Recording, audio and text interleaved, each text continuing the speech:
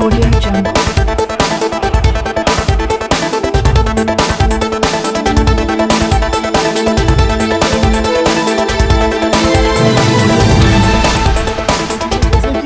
उल्लन बांध जो परियोजना थी उसमें काफ़ी कहना चाहिए अनियमितताएं पाई गई थी, जिसमें बताया जा रहा था और पहले भी कहना चाहिए इसमें मीटिंग की गई और ग्राम क्षेत्र वासियों ने जो अपनी मांगें रखी उनको लेकर आज कलेक्ट्रेट भवन पहुंचे कहना चाहिए कांग्रेसी विधायक हमारे कहना तरवर सिंह लोधी जी और कहना चाहिए समस्त ग्रामीण क्षेत्र के किसान। आइए हम उनसे भी जानते हैं और उनसे पूछते हैं परियोजना का जो एक बड़ा ही कहना चाहिए मुद्दा है, काफ़ी समय से कहना संघर्षशील बना हुआ है, इसकी जो लागत है और लागत के साथ साथ कहीं ना कहीं गवर्नमेंट और प्रशासन के पैसे का भी कहना चाहिए खंडन हो रहा है। हम पूछते हैं विधायक जी से, उसके बाद पूछते हैं किसानों से। नमस्कार विधायक जी, ये जो आप मुद्दा लेके यहाँ पर आज पहुँचे यहाँ पर कलेक्ट्रेट भवन, तो इसमें विषय क्या रहा आपका?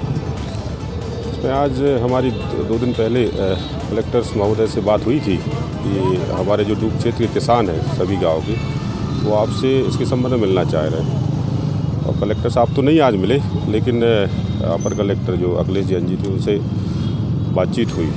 तो बातचीत में क्या रास्ता निकला बीच का? उसमें सबसे पहले तो सभी किसान ये चाह रहे हैं कि ये जो बांध बनाया जा रहा है इसकी साइड यदि 1-2 किलोमीटर नीचे कर दी जाए, जिससे जो अभी जो लाभान्वित जो किसान है उससे पूरे बंडा विधानसभा क्षेत्र के और जो टीकमगढ़, छतरपुर, खुरई सभी जगह के वो उनको लाभ मिलेगा और लाभग्रस्त हो जाएंगे। नहीं मिलेगा 2-3 किलोमीटर लेकिन नीचे बच जाए बांध, वो लाभ उनको मिलेगा।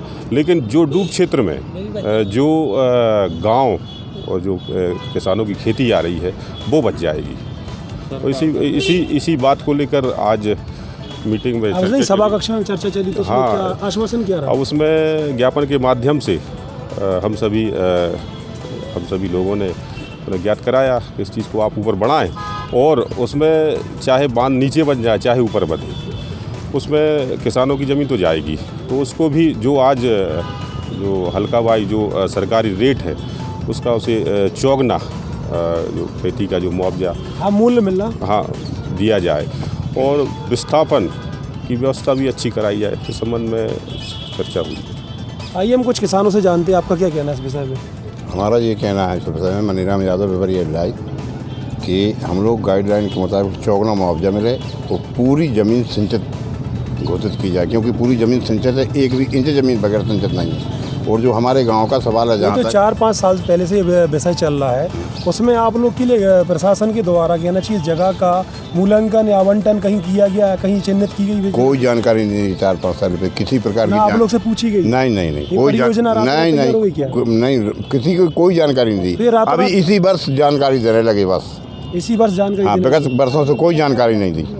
रेलवे का सर्वे हो रहा है। आइए किसी और किसान से भी जानते हैं, हम पूछते हैं आपका क्या कहना है इस विषय में, आप अपनी मांगे लेकर? मेरा नाम सुरजीत यादव पिपरिया एलआई से हूँ।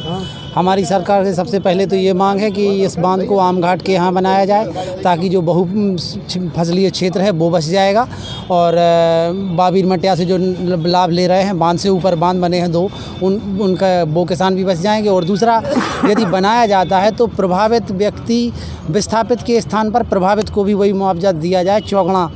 और ये तो 4 साल पहले इसकी रूपरेखा और कहना चाहिए सर्वे किया गया था। नहीं, वो हम लोगों से कहा गया था, उस समय हम लोग ग्रामीण पूछते थे क्षेत्रीय व्यक्ति के क्या चल रहा है, तो सर्वे वाले बोलते थे कि यहाँ से रेलवे लाइन निकलनी है। तो रेलवे लाइन का झांसा देके कहना चाहिए जल परियोजना तैयार हो गई। हाँ, आपका क्या कहना है इस विषय में? जी, हमारा ये कहना है कि जो परियोजना है वो जल्द से जल्दी चुनाव की वजह से तैयार की गई थी। 2019 में चुनाव होना था, इसलिए पहले से कोई ना वहाँ सर्वे हुआ है कभी ना कुछ, सीधी उनने धारा 11 लगा के अब धारा 16 लगा के अपना काम कर रहे हैं। हिटलर शाही। तो अभी आप क्या चाहते हैं? ये चाहते हैं कि बांध नीचे चला जाए, बांध नीचे जाए। तो क्या है, इस बांध में हिटलर शाही चल रही है। और थोड़ी देर पहले बंडा विधानसभा से भी काफ़ी सारे कृषक आए, जिनके द्वारा बंडा सिंचाई परियोजना को लेकर के अपने अपने तथ्य और तर्क सामने रखे गए हैं, जिन पर भी संबंधित विभाग से अभिमत लेके समुचित निर्णय लिया जाएगा। सर, आगे जो बताया जा रहा था जो तरवर सिंह लोधी के द्वारा, कांग्रेसी विधायक के द्वारा, इसमें कहना किसानों की ज़मीनें काफ़ी डूब में जा रही हैं और काफ़ी समय से कहना जिसकी मांग भी चल रही है। सिंचाई परियोजना विधिवत अपने कार्य रूप में परिणत होने के लिए प्रयत्नशील है जिसको लेकर के किसानों के द्वारा अपनी बात कही जा रही है। जिसमें किसानों ने बताया कि जो है मूल रेट मिलनी चाहिए, ज़मीनी की वो नहीं मिल रहा है या फिर मकानों की नहीं मिल रहा है। ये उनके द्वारा अधिक मुआवजा की मांग है। जी जी जी। तो सर ये सब पॉसिबल है?